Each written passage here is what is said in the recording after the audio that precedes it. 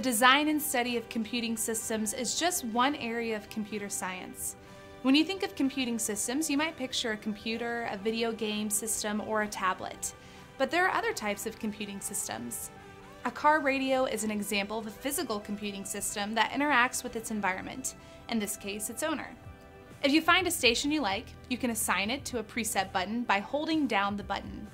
This hold time tells the radio's computing system that you want to store your favorite radio station's frequency as the preset you selected. The system responds to your request by beeping or blinking to show that it's stored your radio station. The next time you want to hear that station, you just press the preset button.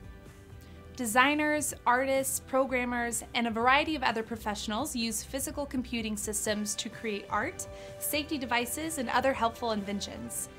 Wearable technology like light-up hats or fitness trackers are other types of physical computing systems.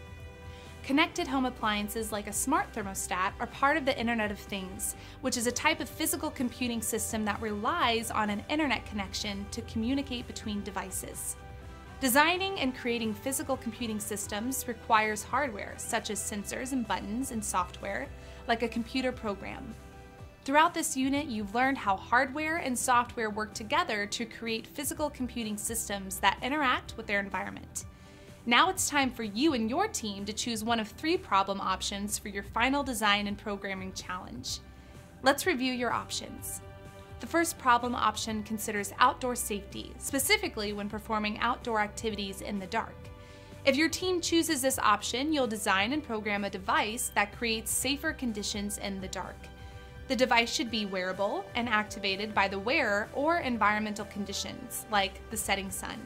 Teams that choose the second problem option will improve a community space, such as a library, community center, or a public area of your choice. Your team will design, develop, and program an interactive art display to entertain people. The installation must include lights and sound and possibly movement. The public art display must be accessible to all, engaging, and fun.